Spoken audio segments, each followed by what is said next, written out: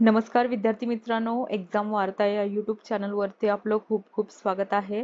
आज आपण येथे गर्भधारणापूर्व व प्रसवपूर्व रोगनिदान तंत्रे लिंग निवडीस प्रतिबंध अधिनियम म्हणजेच PCPNDT ऍक्ट 1994 याचा भाग 3 पाहणार आहोत। भाग 1 व भाग 2 आपण ऑलरेडी पाहिलेला आहे। तुम्ही जर ते व्हिडिओ पाहिला नसेल तर त्याची लिंक तुम्हाला डिस्क्रिप्शन बॉक्स मध्ये मिळून जाईल। आजच्या या भाग 3 मध्ये आपण PCPNDT ऍक्टचा प्रकरण 4 तसेच प्रकरण 5 पाहणार आहोत। तर सुरुवात करू आपल्या आजच्या या व्हिडिओला। PCPNDT ऍक्ट प्रकरण 4 आहे केंद्रीय पर्यवेक्षी मंडळ, ज्याला इंग्लिश मध्ये सेंट्रल सुपरवायझरी बोर्ड असं म्हटलं जातं। कलम 7 ते कलम 16A अशी एकूण 11 कलमे हे प्रकरण 4 अंतर्गत येतात। सो पाहूया कलम 7।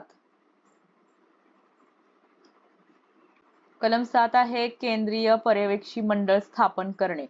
PCPNDT ऍक्टच्या कलम 7 नुसार केंद्रीय पर्यवेक्षी मंडळ स्थापन केला जातो। हा जो सेंट्रल सुपरवायझरी बोर्ड किंवा केंद्रीय पर्यवेक्षी मंडळ जो आहे यामध्ये एकूण जवळजवळ 24 सदस्य असतात, ज्यातील काही सदस्य हे पदसिद्ध असतात। केंद्रीय पर्यवेक्षी मंडळाचे अध्यक्ष, उपाध्यक्ष आणि तसेच सचिव हे पदसिद्ध असतात। त्याचबरोबर इतर काही सदस्य आहेत जे पदसिद्ध असतात। तर कुटुंब कल्याण मंत्रालय किंवा विभागाचा प्रभारी असलेला मंत्री हा या मंडळाचा पदसिद्ध अध्यक्ष असतो। तर कुटुंब कल्याण विभागाचा प्रभारी असलेला भारत सरकारचा जो सचिव आहे तो या मंडळाचा पदसिद्ध उपाध्यक्ष असतो। ठीक आहे, समजलं? पदसिद्ध अध्यक्ष कोण आहे? कुटुंब कल्याण मंत्रालय किंवा त्या विभागाचा प्रभारी मंत्री।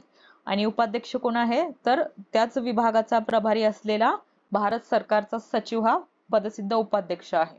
नंतर महिला व बाल विकास मंत्रालय असेल किंवा केंद्र सरकारचं विधी व न्याय मंत्रालय असेल किंवा भारतीय औषध व होमिओपॅथी पद्धती या सेवांचे प्रतिनिधित्व करण्यासाठी केंद्र सरकारद्वारे नियुक्त 3 पदसिद्ध सदस्य असतात।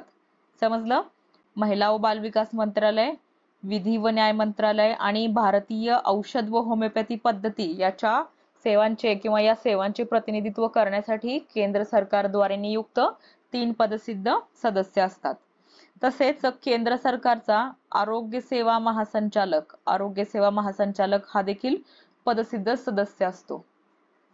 आणखी कोणाचा या मंडळामध्ये समावेश होतो पहा, तर 2 वैद्यकीय अनुवंशशास्त्रज्ञ, 2 स्त्रीरोग तज्ञ व प्रसूती शास्त्रज्ञ, 2 बालरोग चिकित्सक, 2 समाजशास्त्रज्ञ आणि 2 महिला कल्याण संघटनांचे प्रतिनिधी असे एकूण 10 सदस्य केंद्र सरकारद्वारे नियुक्त केले जातात। ठीक आहे। नंतर संसदेच्या 3 महिला सदस्य, ज्यापैकी 2 लोकसभेकडून असेल आणि 1 राज्यसभेकडून असेल। समजलं? 3 संसदेच्या महिला सदस्य। नंतर राज्य व संघराज्य क्षेत्राचे प्रतिनिधित्व करण्यासाठी 4 सदस्य नियुक्त केले जातात। आणि या 4 सदस्यांची नियुक्ती कशा प्रकारे केली जाते? तर सरळ वर्णक्रमानुसार 2 व उलट वर्णक्रमानुसार 2 अशा पद्धतीने आळीपाळीने त्यांची नियुक्ती केली जाते। आता पदसिद्ध सचिव कोण असतो पहा, तर कुटुंब कल्याणाचा प्रभारी असलेला केंद्र सरकारच्या सहसचिवापेक्षा कमी दर्जा नसलेला किंवा त्याला समतुल्य असलेला कोणताही अधिकारी। समजलं? कुटुंब कल्याणाचा प्रभारी असलेला केंद्र सरकारच्या सहसचिवापेक्षा कमी दर्जा नसलेला किंवा त्याला समतुल्य दर्जा असलेला कोणताही अधिकारी हा काय आहे? तर सेंट्रल सुपरवायझरी बोर्ड याचा पदसिद्ध सचिव आहे। ठीक आहे, समजलं? सेंट्रल सुपरवायझरी बोर्ड किंवा केंद्रीय पर्यवेक्षी मंडळ यामध्ये एकूण 24 सदस्य असतात आणि ते कोणकोणत्या क्षेत्रातून किती सदस्य घेतलेले आहेत हे आता आपण येथे एक्सप्लेन केलेलं आहे। आय होप तुम्हाला ते समजलं असेल। नंतर नेक्स्ट आहे कलम 8। कलम 8 मध्ये सदस्यांचा पदावधी किंवा त्यांचा पदाचा कालावधी दिलेला आहे। खंड ई आणि खंड एफ अंतर्गत नियुक्त केलेले जे सदस्य आहेत त्यांचा पदावधी 3 वर्षे असेल। खंड ई मध्ये कोणते सदस्य आहेत? तर खंड ई मध्ये केंद्र सरकारद्वारे नियुक्त ते 10 सदस्य जे डॉक्टर्स आहेत, 2 अनुवंशशास्त्रज्ञ, 2 स्त्रीरोग व प्रसूती शास्त्रज्ञ, 2 बालरोग चिकित्सक हे जे आहेत त्यांचा पदावधी किती असेल? 3 वर्षांचा असेल। आणि खंड एफ अंतर्गत कोणते सदस्य आहेत? तर त्या संसदेच्या 3 महिला सदस्य। ठीक आहे, यांचा पदावधी किती असेल? 3 वर्षांचा असेल। परंतु संसदेच्या ज्या या महिला सदस्य आहेत त्यांची जर नियुक्ती हे मंत्री किंवा राज्यमंत्री किंवा उपमंत्री म्हणून झाली, किंवा लोकसभेचं अध्यक्ष किंवा उपाध्यक्ष म्हणून झाली, किंवा राज्यसभेचा उपसभापती म्हणून झाली, तर त्यांचं सदस्यत्व काय होईल? सेंट्रल सुपरवायझरी बोर्ड मध्ये असलेलं त्यांचं सदस्यत्व रद्द होईल. आणखीन त्यांनी ज्या सभागृहातून निवडून आलेले आहेत तेथील जर त्यांचं सदस्यत्व रद्द झालं तर या सेंट्रल सुपरवायझरी बोर्ड मध्ये असलेला देखील त्यांचा सदस्यत्व रद्द होईल ऑटोमॅटिक. ठीक आहे, समजलं? खंड ई आणि खंड एफ मध्ये जे सदस्य आहेत त्यांचा पदावधी किती असेल? 3 वर्ष असेल. नंतर आहे खंड जी. खंड जी अन्वये नियुक्त असलेले जे सदस्य आहेत त्यांचा पदावधी किती आहे? त्यांचा पदावधी आहे 1 वर्षांचा. आता खंड जी अंतर्गत कोणते सदस्य आहेत? तर राज्य किंवा संघराज्य क्षेत्राचे प्रतिनिधित्व करण्यासाठी वर्णक्रमानुसार निवडलेले सदस्य यांचा पदावधी किती आहे? 1 वर्षांचा आहे. ठीक आहे, समजलं? आता नेक्स्ट आहे कलम 9. कलम 9 आहे मंडळाच्या बैठकी. आता यामध्ये एकच गोष्ट लक्षात ठेवायची, 6 महिन्यातून किमान एकदा मंडळाची बैठक घेण्यात येईल. ठीक आहे, मंडळाच्या बैठकीचा कालावधी किती दिला आहे? 6 महिन्यातून किमान एकदा तरी बैठक घेणे आवश्यक आहे. नंतर नेक्स्ट आहे कलम 10. रिक्त पदे इत्यादींमुळे मंडळाचे कामकाज अवैध ठरणार नाही. आता या कलम मध्ये जे प्रोव्हिजन्स दिले ते सर्व जनरल प्रोव्हिजन्स आहेत. पाहूयात काय प्रोव्हिजन्स किंवा काय तरतुदी यामध्ये दिलेल्या आहेत. तर कोणताही पद रिक्त असल्यामुळे मंडळाचे कामकाज अवैध ठरणार नाही. तसेच मंडळाच्या घटनेत म्हणजेच रचनेमध्ये जर काही त्रुटी असेल तरी देखील त्यांचा जो निर्णय असेल किंवा त्यांचा जो कामकाज आहे तो अवैध ठरणार नाही. जर मंडळाचा सदस्य म्हणून काम करणाऱ्या व्यक्तीच्या नियुक्तीमध्ये ज्या व्यक्ती नियुक्त केल्या आहेत त्यांच्या नियुक्तीमध्ये काही त्रुटी असेल तरी देखील मंडळाचे कामकाज अवैध ठरत नाही. या ठिकाणी आपण फक्त परीक्षेच्या दृष्टीने महत्त्वपूर्ण असलेली माहिती डिस्कस करत आहोत. तुम्हाला जर हा अधिनियम डिटेलमध्ये अभ्यासायचा असेल तर तुम्ही प्राईम पब्लिकेशन द्वारे प्रकाशित डिपार्टमेंटल PSI कायदे हे पुस्तक ॲज अ रेफरन्स बुक म्हणून यूज करू शकता. या पुस्तकामध्ये तुम्हाला डिपार्टमेंटल मेन्ससाठी महत्त्वपूर्ण असलेले सर्व कायदे सोप्या भाषेत आणि डिटेलमध्ये मिळतील. ठीक आहे. नंतर नेक्स्ट आहे कलम 11. विशिष्ट प्रयोजनांकरिता मंडळामध्ये व्यक्तीचा तात्पुरता सहयोग. आता मंडळाला जर सेंट्रल सुपरवायझरी बोर्ड किंवा केंद्रीय पर्यवेक्षी मंडळाला जर एखाद्या प्रकरणामध्ये एखाद्या व्यक्तीचं सहाय्य किंवा सल्ला घेण्याची इच्छा असेल तर तो अशा व्यक्तीला मंडळामध्ये सहभागी करून घेऊ शकतो किंवा सहयोगी करून घेऊ शकतो. परंतु अशा प्रकारे जे सहभागी किंवा सहयोगी करून घेतलेली व्यक्ती आहे त्याची गणना मंडळाचा सदस्य म्हणून केली जाणार नाही. तो मंडळाचा सदस्य असणार नाही, त्याला मतदानाचा देखील हक्क असणार नाही, परंतु तो त्या संबंधित प्रकरणासंबंधित चर्चेमध्ये भाग घेऊ शकतो. नंतर नेक्स्ट आहे कलम 12. मंडळाचे अधिकारी व कर्मचारी यांची नियुक्ती. सेंट्रल सुपरवायझरी बोर्ड किंवा केंद्रीय पर्यवेक्षी मंडळाला त्याची कार्य सुरळीतपणे पार पाडण्यासाठी त्याला आवश्यक असेल एवढे अधिकारी तसेच कर्मचारी नियुक्त करू शकतो. समजलं? ठीक आहे. नंतर नेक्स्ट आहे कलम 13. मंडळाचे आदेश व इतर संलेख यांचे अधिप्रमाणन. आता यामध्ये एवढंच लक्षात ठेवायचं की मंडळाचे जे आदेश व निर्णय आहे हे अध्यक्ष किंवा मंडळाने प्राधिकृत केलेल्या सदस्याच्या स्वाक्षरीने अधिप्रमाणित केले जातात, तर इतर जे संलेख आहेत ते सचिवाच्या स्वाक्षरीने अधिप्रमाणित केले जातात. नंतर नेक्स्ट आहे कलम 14. सदस्य म्हणून नियुक्तीसाठी अपात्रता. आता कलम 14 मध्ये जे प्रोव्हिजन्स आहेत ते सगळे जनरल प्रोव्हिजन्स आहेत. जसे की जर एखादी व्यक्ती नैतिक अधपतनाचा अंतर्भाव असलेल्या अपराधासाठी सिद्ध दोषी ठरवली असेल, त्याच्यासाठी त्याला शिक्षा झाली असेल तर तो काय सदस्य म्हणून नियुक्त केला जाण्यास अपात्र असेल. नंतर तो अविमुक्त नादार असेल किंवा विकलमनाचा असेल किंवा त्याला सरकारच्या एखाद्या महामंडळाच्या सेवेतून काढून टाकण्यात आले असेल किंवा बडतर्फ करण्यात आले असेल तर तो सदस्य म्हणून नियुक्तीसाठी अपात्र ठरेल. हे सगळे काय आहेत? जनरल प्रोव्हिजन्स आहेत. आता पोटकलम F मध्ये काय म्हटलंय पहा. ती व्यक्ती जर लिंग निर्धारण करण्याच्या उद्देशाने प्रसवपूर्व रोग निदान तंत्राच्या वापराला जर चालना देत असेल, समजलं? लिंग निर्धारण करण्याच्या उद्देशाने प्रसवपूर्व रोग निदान तंत्राच्या वापराला जर तो चालना देत असेल तर देखील तो व्यक्ती सदस्य म्हणून नियुक्तीसाठी काय असेल, अपात्र असेल. समजलं. नंतर नेक्स्ट आहे कलम 15, पुनर्नियुक्ती करण्याकरिता सदस्याची पात्रता. आता या मंडळातील जे सदस्य आहेत ते पुनर्नियुक्तीस पात्र असतात, परंतु कोणताही सदस्य लागोपाठ 2 वर्षांपेक्षा अधिक कालावधीसाठी नियुक्त केला जाणार नाही. समजलं. सदस्य पुनर्नियुक्तीस पात्र असतील, परंतु लागोपाठ 2 वर्षांपेक्षा अधिक कालावधीसाठी त्यांची नियुक्ती केली जाणार नाही, कलम 15 नुसार. नंतर नेक्स्ट आहे मंडळाची कार्य, कलम 16. महत्वाचा कलम आहे कलम 16. पोट कलम 1 त्याचा खंड 1 आहे. प्रसवपूर्व रोग निदान तंत्रे व लिंग निवड तंत्रे याचा वापर करण्याबाबत व त्यांचा दुरुपयोग होऊ नये यासाठी धोरण ठरविण्यात केंद्र सरकारला सल्ला देणे. समजलं. केंद्रीय पर्यवेक्षी मंडळाचं कार्य काय आहे, प्रसवपूर्व रोग निदान तंत्र व लिंग निवड तंत्र याचा दुरुपयोग होऊ नये याच्यासाठी धोरण ठरविताना केंद्र सरकारला सल्ला देणे. नंतर नेक्स्ट काय आहे, खंड 2 काय आहे पहा.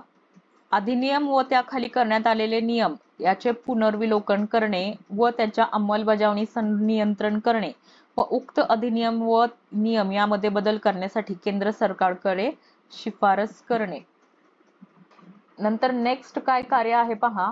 तर गर्भधारणापूर्व लिंग निवड करणे आणि स्त्री भ्रूण हत्या करणे या ज्या समस्या आहेत याच्या विरुद्ध समाजामध्ये जनजागृती निर्माण करणे किंवा जनजागृती करणे. आता सेंट्रल सुपरवायझरी बोर्डचा जो कार्य आहे तो राज्य पर्यवेक्षी मंडळ असेल किंवा समुचित प्राधिकरण असेल, या तिघांचा देखील हा जो कार्य आहे तो सेम आहे तिघांसाठी. गर्भधारणापूर्व लिंग निवड आणि स्त्री भ्रूण हत्या या संबंधित जनजागृती करणे. समजलं. नंतर नेक्स्ट आहे अनुवंशिकीय समुपदेशन केंद्र किंवा प्रयोगशाळा किंवा चिकित्सालय यात काम करणाऱ्या व्यक्तींना पालन करावयाची आचारसंहिता घालून देणे. नंतर नेक्स्ट आहे या अधिनियमान्वये स्थापन करण्यात आलेल्या वेगवेगळ्या मंडळाच्या कामकाजावर लक्ष ठेवणे. समजलं.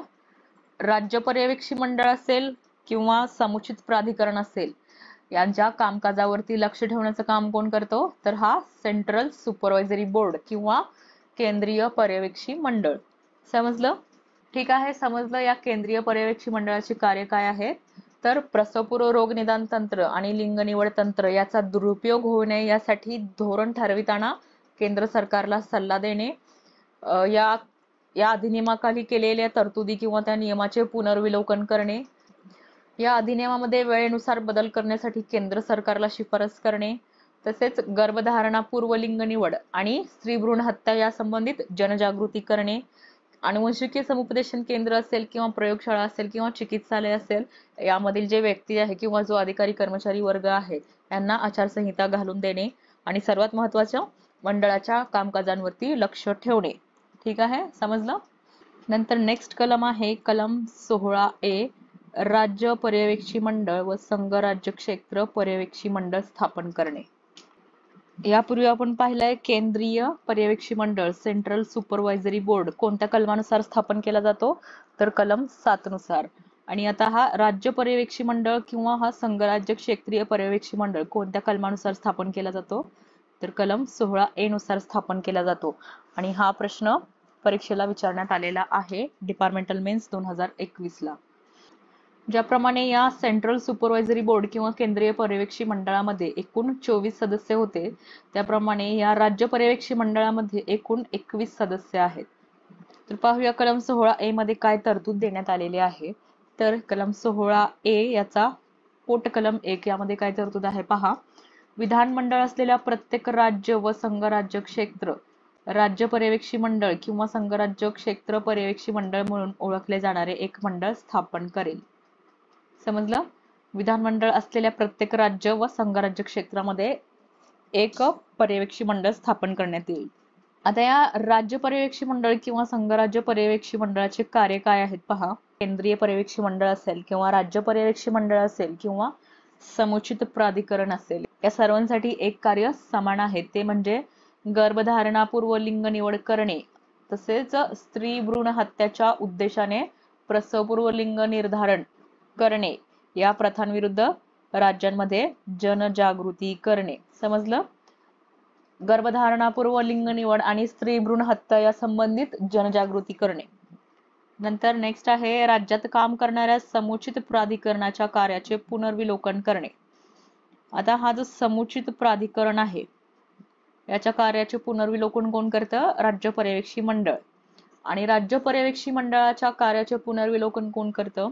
तर केंद्रीय पर्यवेक्षी मंडळ. ठीक आहे. नंतर नेक्स्ट आहे अधिनियम आणि नियमांच्या तरतुदीच्या अंमलबजावणीचे संनियंत्रण करणे. मंडळाकडे त्याच्याशी संबंधित योग्य त्या शिफारशी करणे. मंडळाकडे म्हणजे सेंट्रल सुपरवायझरी बोर्ड, केंद्रीय पर्यवेक्षी मंडळ. ठीक आहे, समजलं. नंतर या अधिनियमान्वये राज्यात हाती घेतलेल्या विविध कृती कार्यक्रमांच्या बाबतीत विहित करण्यात येईल असे एकत्रित अहवाल मंडळाकडे आणि केंद्र सरकारकडे पाठवणे. या अधिनियमान्वये जे काही कृती किंवा जे कार्यक्रम घेण्यात आलेले आहे या संबंधीचा जो अहवाल आहे तो मंडळाकडे म्हणजे कोणतं मंडळ? सेंट्रल सुपरवायझरी बोर्ड आणि केंद्र सरकारकडे पाठवणे. ठीक आहे.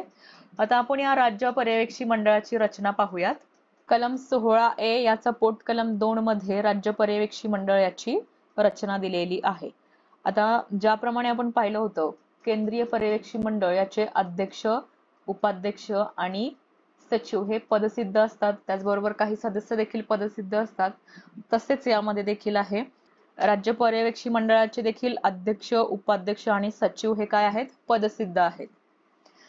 आता राज्य पर्यवेक्षी मंडळाचे पदसिद्ध अध्यक्ष कोण आहे पहा, तर राज्यातील आरोग्य व कुटुंब कल्याण विभागाचा प्रभारी मंत्री. राज्यातील आरोग्य व कुटुंब कल्याण विभागाचा प्रभारी मंत्री हा कोण असेल? राज्य पर्यवेक्षी मंडळाचा पदसिद्ध अध्यक्ष असेल. आणि याच विभागाचा जो सचिव आहे तो उपाध्यक्ष असेल. समजलं. राज्य आरोग्य व कुटुंब कल्याण विभागाचा मंत्री हा राज्य पर्यवेक्षी मंडळाचा पदसिद्ध अध्यक्ष असेल आणि आरोग्य व कुटुंब कल्याण विभागाचा प्रभारी जो सचिव आहे तो राज्य पर्यवेक्षी मंडळाचा पदसिद्ध उपाध्यक्ष असेल. नंतर पुढे पहा इतर सदस्य कोण आहेत? महिला व बाल विकास, समाज कल्याण, विधी विभाग आणि भारतीय औषध व होमिओपॅथी पद्धती यांचे प्रभारी असलेले सचिव किंवा आयुक्त. समजलं. महिला बाल विकास, समाज कल्याण, विधी विभाग आणि भारतीय औषध व होमिओपॅथी पद्धती यांचे प्रभारी असलेले सचिव किंवा आयुक्त हे याचे काय असतील? पदसिद्ध सदस्य असतील. किती सदस्य आहेत? हे 4 सदस्य आहेत. महिला व बाल विकास, समाज कल्याण, विधी विभाग आणि भारतीय औषध व होमिओपॅथी पद्धती. ठीक आहे. नंतर राज्य शासनाचे आरोग्य व कुटुंब कल्याण संचालक किंवा भारतीय औषध व होमिओपॅथी पद्धती याचे जे संचालक आहेत ते पदसिद्ध सदस्य असतील. नंतर नेक्स्ट आहे विधानसभेच्या किंवा विधान परिषदेच्या 3 महिला सदस्य. ज्याप्रमाणे केंद्रीय पर्यवेक्षी मंडळामध्ये संसदेच्या 3 महिला सदस्य होत्या त्याप्रमाणे राज्य पर्यवेक्षी मंडळामध्ये देखील विधानसभेच्या व विधान परिषदेच्या 3 महिला सदस्य आहेत. ठीक आहे. नंतर खालील प्रवर्गातून प्रत्येकी 2 याप्रमाणे राज्य शासनाद्वारे नियुक्त करावयाचे एकूण 10 सदस्य असतील. आता कोणत्या क्षेत्रामधून आहेत ते 10 सदस्य पहा. तर समाजशास्त्रज्ञ व विधितज्ञ किती असतील? 2 असतील. नंतर शासकीय व अन्य संघटनातील नामवंत महिला कार्यकर्त्या किती असतील? हे देखील 2 असतील. नंतर 2 स्त्रीरोग तज्ञ व प्रसूती तज्ञ, तसेच नंतर 2 बालरोग तज्ञ किंवा वैद्यकीय अनुवंशशास्त्रज्ञ आणि क्ष किरण शास्त्र किंवा सोनोलॉजिस्ट हे देखील किती असतील? 2 असतील. अशा प्रकारे एकूण 10 सदस्य हे राज्य शासनाद्वारे नियुक्त केले जातील. नंतर कुटुंब कल्याण विभागाच्या सहसंचालकाच्या दर्जापेक्षा कमी दर्जा नसलेला अधिकारी हा काय असेल? तर राज्य पर्यवेक्षी मंडळाचा पदसिद्ध सदस्य सचिव असेल. नंतर पुढे काय म्हटलंय पहा, तर राज्य मंडळ 4 महिन्यातून किमान एकदा बैठक घेईल. राज्य पर्यवेक्षी मंडळाला किमान 4 महिन्यातून एकदा तरी बैठक घेणे आवश्यक आहे. सेंट्रल सुपरवायझरी बोर्ड किंवा केंद्रीय पर्यवेक्षी मंडळाला कमीत कमी 6 महिन्यातून एकदा तरी बैठक घेणे आवश्यक आहे. नंतर पदसिद्ध सदस्यांव्यतिरिक्त अन्य जे सदस्य आहेत त्यांचा पदावधी 3 वर्षांचा असेल. केंद्रीय पर्यवेक्षी मंडळामध्ये देखील असंच आहे, त्यांचा पदावधी देखील 3 वर्षांचाच आहे. नंतर पुढे काय म्हटलंय पहा, विधानसभेचं किंवा विधान परिषदेचे सदस्य असलेली जी व्यक्ती आहे ती जर राज्य मंडळाची सदस्य किंवा मंत्री किंवा विधानसभेचा अध्यक्ष किंवा उपाध्यक्ष किंवा विधान परिषदेचा सभापती किंवा उपसभापती तर त्या व्यक्तीची नियुक्ती झाली तर राज्य पर्यवेक्षी मंडळाचा सदस्य म्हणून देखील त्याची जी नियुक्ती आहे ते काय होईल, रद्द होईल किंवा त्याचं सदस्यत्व रद्द होईल. समजलं. नंतर पुढे काय म्हटलंय, राज्य मंडळाच्या एकूण सदस्य संख्येच्या 1/3 सदस्यांनी गणपूर्ती होईल. गणपूर्तीसाठी सदस्य संख्या किती आहे, 1/3. नंतर पुढे काय म्हटलंय पहा, राज्य मंडळाला त्याला आवश्यक वाटेल त्या रीतीने आणि तेव्हा एखाद्या सदस्यास स्वीकृत करून घेता येईल, परंतु अशा स्वीकृत करून घेतलेल्या सदस्याची संख्या राज्य मंडळाच्या एकूण सदस्य संख्येच्या 1/3 पेक्षा अधिक होता कामा नये. ज्याप्रमाणे केंद्रीय पर्यवेक्षी मंडळाला अधिकार आहे एखाद्या सदस्याला मंडळामध्ये समाविष्ट करून घेण्याचा, त्याचप्रमाणे येथे देखील राज्य पर्यवेक्षी मंडळाला देखील त्या प्रकारचा अधिकार आहे एखाद्या सदस्याला स्वीकृत करून घेण्याचा. परंतु अशा प्रकारे जे स्वीकृत केलेल्या सदस्यांची जी संख्या आहे ती राज्य मंडळाच्या जी एकूण सदस्य संख्या आहे त्या 1/3 पेक्षा जास्त असू नये. समजलं. नंतर पुढे काय म्हटलंय, स्वीकृत सदस्यांना अन्य सदस्यांप्रमाणे अधिकार व कार्य असतील, मात्र त्यांना मतदानाचा अधिकार असणार नाही. राज्य पर्यवेक्षी मंडळामध्ये जे सदस्य स्वीकृत केलेले आहेत त्यांना इतर सदस्यांप्रमाणे अधिकार असतील आणि त्याप्रमाणे ते कार्यही करू शकतील, परंतु त्यांना मंडळाच्या कोणत्याही निर्णयामध्ये मतदान करण्याचा अधिकार असणार नाही. नेक्स्ट प्रकरण आपण पाहूया. प्रकरण 5, समुचित प्राधिकरण आणि सल्लागार समिती. आता या प्रकरण 5 मध्ये फक्त 2च कलमे आहेत, कलम 17 आणि कलम 17A, आणि हे दोन्ही कलमे IMP आहेत, महत्वाचे आहेत. ठीक आहे. पाहूया कलम 17A. कलम 17 मध्ये काय तरतूद आहे पहा, समुचित प्राधिकरण आणि सल्लागार समिती. कलम 7 नुसार सेंट्रल सुपरवायझरी बोर्ड, ज्याला आपण केंद्रीय पर्यवेक्षी मंडळ म्हणतो, ते स्थापन केलं जातं. कलम 16A नुसार राज्य पर्यवेक्षी मंडळ स्थापन केला जातो.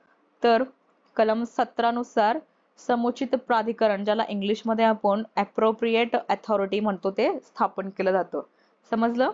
कलम 7 केंद्रीय पर्यवेक्षी मंडळ, कलम 16A राज्य पर्यवेक्षी मंडळ आणि कलम 17 अप्रोप्रिएट अथॉरिटी म्हणजे समुचित प्राधिकरण स्थापन केलं जातं.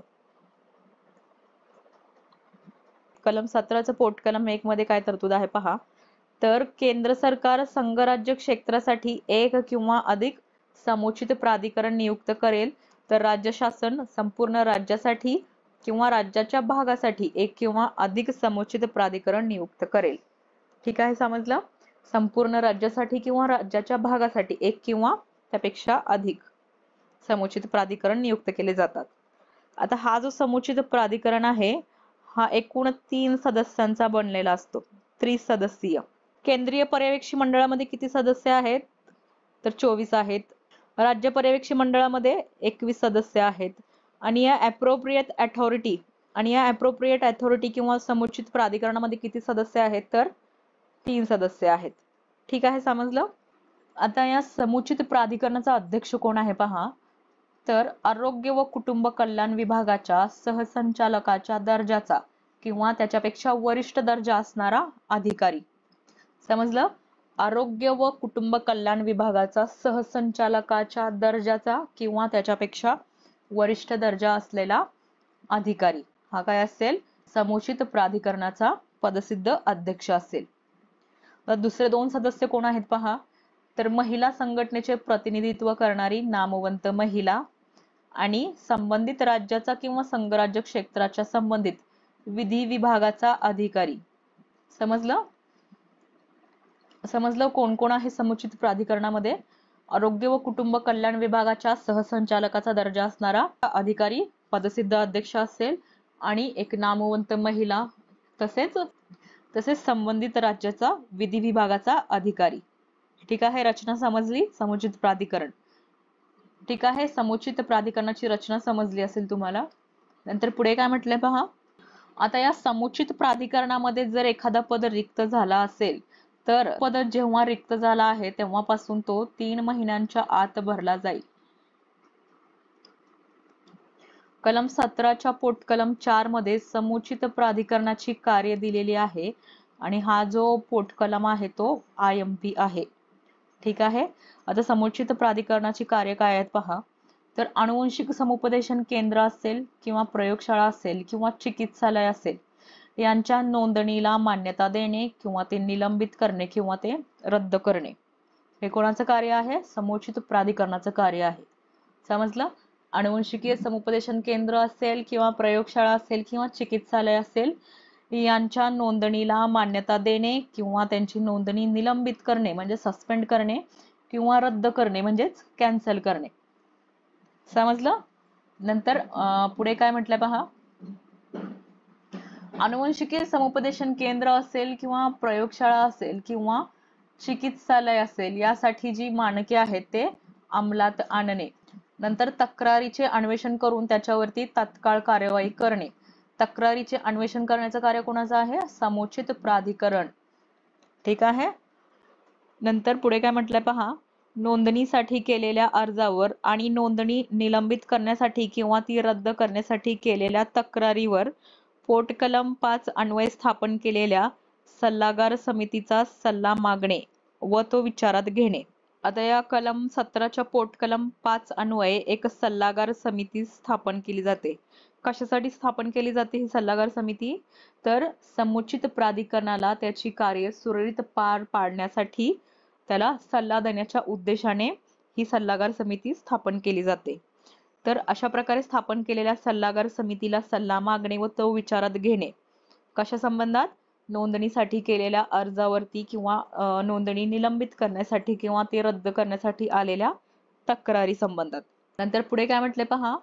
कोणत्याही ठिकाणी कोणत्याही व्यक्तीद्वारे कोणत्याही लिंग निवडीच्या तंत्राचा वापर करण्याविरुद्ध स्वतः होऊन किंवा ते निदर्शनास आणून दिल्यावरून उचित कायदेशीर कार्यवाही करणे आणि अशा प्रकरणी स्वतंत्र अन्वेषण करण्यास सुरुवात करणे. जर एखाद्या ठिकाणी लिंग निवड तंत्राचा वापर केला जात आहे अशी जर त्यांना तक्रार मिळाली किंवा त्या संबंधित समुचित प्राधिकरणाला जर माहिती मिळाली तर अशा वेळेस समुचित प्राधिकरण उचित कायदेशीर कार्यवाही करेल आणि स्वतंत्र अन्वेषण म्हणजे इन्व्हेस्टिगेशन सुद्धा सुरू करेल. नंतर पुढे काय म्हटलंय. लिंग निवड किंवा प्रसवपूर्व लिंग निर्धारण या प्रथांविरुद्ध जनजागृती करणे. हे आपण ऑलरेडी पाहिलेलं आहे. समुचित प्राधिकरण असेल किंवा केंद्रीय पर्यवेक्षी मंडळ असेल किंवा राज्य पर्यवेक्षी मंडळ असेल या सर्वांचं हा जो कार्य आहे तो सर्वांसाठी समान आहे.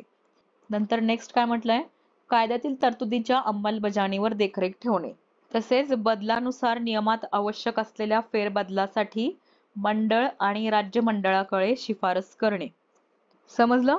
समुचित प्राधिकरणाला जर या अधिनियमामध्ये काही आवश्यक फेरबदल सुचवायचा असेल किंवा त्या फेरबदलाची शिफारस करायची असेल तर तो कोणाकडे करेल? ॲप्रोप्रिएट अथॉरिटी कोणाकडे शिफारस करेल? तर एकतर सेंट्रल सुपरवायझरी बोर्ड किंवा स्टेट सुपरवायझरी बोर्ड यांच्याकडे करेल. ठीक आहे. समजलं? नंतर पुढे काय म्हटलंय. नोंदणी निलंबित किंवा रद्द करण्यासाठी केलेल्या तक्रारीचे अन्वेषण केल्यानंतर सल्लागार समितीने केलेल्या शिफारशीनुसारच कार्यवाही करणे. समजा एखाद्या आनुवंशिकीय प्रयोगशाळेने या अधिनियमाच्या तरतुदीचा भंग केलेला आहे अशी तक्रार समुचित प्राधिकरणाकडे येते. समुचित प्राधिकरण काय करेल? इन्व्हेस्टिगेशन करेल आणि समुचित प्राधिकरणाला असं वाटत आहे की या लॅबने किंवा या प्रयोगशाळेने ज्या तरतुदीचा भंग केलेला आहे त्यासाठी त्याचं जे रजिस्ट्रेशन आहे त्याची जी नोंदणी आहे ते आपण रद्द करायला पाहिजे असं कोणाला वाटत आहे? समुचित प्राधिकरणाला वाटत आहे. परंतु सल्लागार समितीचं जर असं म्हणणं असेल किंवा सल्लागार समितीला जर असं वाटत असेल या लॅबने ज्या तरतुदीचा भंग केलेला आहे त्या इतक्या सिरियस नाहीयेत की त्याचं नोंदणीच आपण कॅन्सल करायला पाहिजे. त्याची नोंदणी आपण काही टाइम ऑफ पिरियड साठी सस्पेंड करू शकतो. मग अशा वेळेस हे जे समुचित प्राधिकरण आहे त्याला सल्लागार समितीने दिलेल्या सल्ल्याप्रमाणेच किंवा त्याच्या शिफारशीप्रमाणेच कार्यवाही तेथे करावी लागेल. समजलं? ठीक आहे. समजलं. समुचित प्राधिकरणाची कार्य समजली. काय आहेत कार्य समुचित प्राधिकरणाचं? सर्वात महत्वाचं कार्य काय आहे? अनुवंशिकी समुपदेशन केंद्र, प्रयोगशाळा किंवा चिकित्सालय यांच्या नोंदणीला मान्यता देणे किंवा ते निलंबित करणे किंवा ते रद्द करणे. नंतर अनुवंशिकी समुपदेशन केंद्र किंवा प्रयोगशाळा किंवा चिकित्सालय यासाठी मानके अंमलात आणणे, त्यांच्याकडे आलेल्या तक्रारीचे अन्वेषण करणे, त्यावरती तात्काळ कार्यवाही करणे. ठीक आहे. त्याच्याकडे आलेल्या तक्रारींवरती स्वतःहून इन्व्हेस्टिगेशन करणे, कार्यवाही करणे. नंतर लिंग निवड आणि स्त्री भ्रूण हत्या या संबंधित जनजागृती करणे, या अधिनियमाच्या तरतुदींवरती किंवा त्या अधिनियमाच्या तरतुदीच्या अंमलबजावणीवरती देखरेख ठेवणे. तसेच नोंदणी निलंबित किंवा रद्द करण्यासाठी आलेल्या तक्रारींवरती अन्वेषण करून सल्लागार समितीने केलेल्या शिफारशीनुसारच कार्यवाही करणे. समजलं?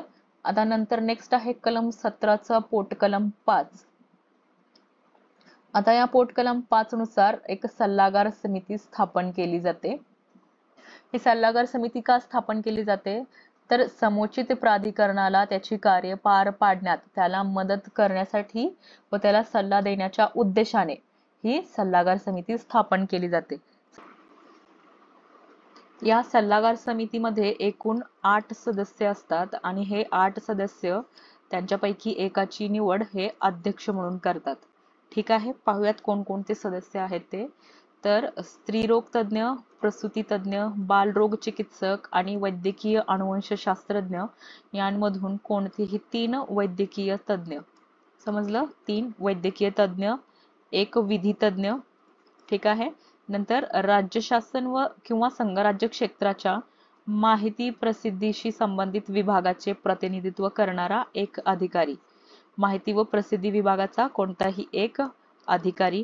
नंतर 3 नामवंत सामाजिक कार्यकर्ते. 3 नामवंत सामाजिक कार्यकर्ते ज्यापैकी महिला संघटनाच्या प्रतिनिधींमधून किमान 1 जण असेल. ठीक आहे. समजलं? अशा प्रकारे 8 सदस्य हे या सल्लागार समितीमध्ये नियुक्त केले जातात. नंतर पुढे काय म्हटलंय पहा. लिंग निर्धारणासाठी किंवा लिंग निवडीसाठी प्रसवपूर्व रोगनिदान तंत्राचा वापर करणे किंवा त्यास चालना देणे यांच्याशी संबंधित असलेल्या कोणत्याही व्यक्तीची सल्लागार समितीचा सदस्य म्हणून नियुक्ती केली जाणार नाही. जर एखाद्या व्यक्तीने लिंग निर्धारणासाठी प्रसवपूर्व रोगनिदान तंत्राचा वापर करण्याला चालना दिली असेल तर अशा व्यक्तीची सल्लागार समितीचा सदस्य म्हणून नियुक्ती केली जाणार नाही. नंतर पुढे काय म्हटलंय पहा. सल्लागार समितीस नोंदणीबद्दलच्या कोणत्याही अर्जावर किंवा नोंदणी निलंबित किंवा रद्द करण्यासाठी केलेल्या तक्रारींवर विचार करण्यासाठी समुचित प्राधिकरणाच्या विनंतीवरून किंवा तिला ज्या वेळी योग्य वाटेल त्या वेळी बैठक घेऊन त्यावर सल्ला देता येईल. ठीक आहे. समजलं? कलम 17 नुसार अप्रोप्रिएट अथॉरिटी म्हणजे समुचित प्राधिकरण स्थापन केलं जातं आणि या कलम 17च्या पोटकलम 5 नुसार सल्लागार समिती स्थापन केली जाते. ठीक आहे. आता पुढे पाहूया. नंतर नेक्स्ट आहे कलम 17A समुचित प्राधिकरणाचे अधिकार. हा कलम देखील महत्वाचा आहे. समुचित प्राधिकरणाचे अधिकार. आता समुचित प्राधिकरणाचे अधिकार काय आहेत पहा. तर नियमाच्या तरतुदीचा भंग करण्याच्या संबंधातील कोणतीही माहिती बाळगणाऱ्या कोणत्याही व्यक्तीला समन्स पाठवणे. समजलं? या अधिनियमाच्या तरतुदीचा भंग केल्यासंबंधित माहिती जर एखाद्या व्यक्तीकडे असेल तर अशा व्यक्तीला समन्स पाठवणे. कशासाठी? ती माहिती सादर करण्याच्या उद्देशाने. ठीक आहे. नंतर खंड A शी संबंधित कोणताही दस्तऐवज असेल किंवा महत्वाची वस्तू असेल ते सादर करण्यास फरमावणे.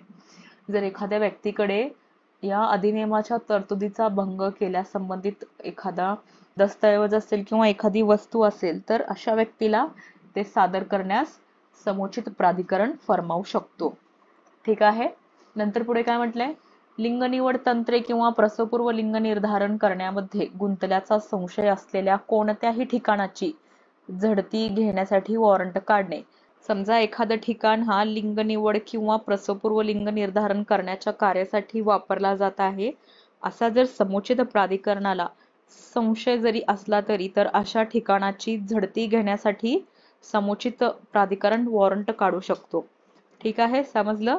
काय अधिकार आहेत समुचित प्राधिकरणाचे? तर या अधिनियमाच्या तरतुदीचा भंग करण्यासंबंधित माहिती बाळगणाऱ्या व्यक्तीला समन्स पाठवणे, अशा प्रकारची माहिती असलेला दस्तऐवज किंवा वस्तू सादर करण्यास फरमावणे. तसेच एखाद्या ठिकाणी जर लिंग निवड तंत्र किंवा प्रसवपूर्व लिंग निर्धारण करण्यासाठी एखादं ठिकाण वापरला जात असेल, असा जर समुचित प्राधिकरणाला संशय असेल तर अशा ठिकाणाची झडती घेण्यासाठी वॉरंट काढणे. ठीक आहे, समजलं? सो PCPNDT ऍक्टचा भाग 3 आपला इथे संपलेला आहे. नेक्स्ट भागामध्ये आपण उर्वरित राहिलेली कलमे व प्रकरणे पाहणार आहोत. तुम्हाला जर हा व्हिडिओ आवडला असेल तर व्हिडिओला लाईक करा. या अधिनियमासंबंधी तुमचे काही प्रश्न असतील तर तुम्ही ते मला कमेंट सेक्शन मध्ये विचारू शकता. डिपार्टमेंटल मेन्सची तयारी करणाऱ्या तसेच समाज कल्याण विभागाची तयारी करणाऱ्या आपल्या फ्रेंड सर्कलमध्ये हा व्हिडिओ नक्की शेअर करा.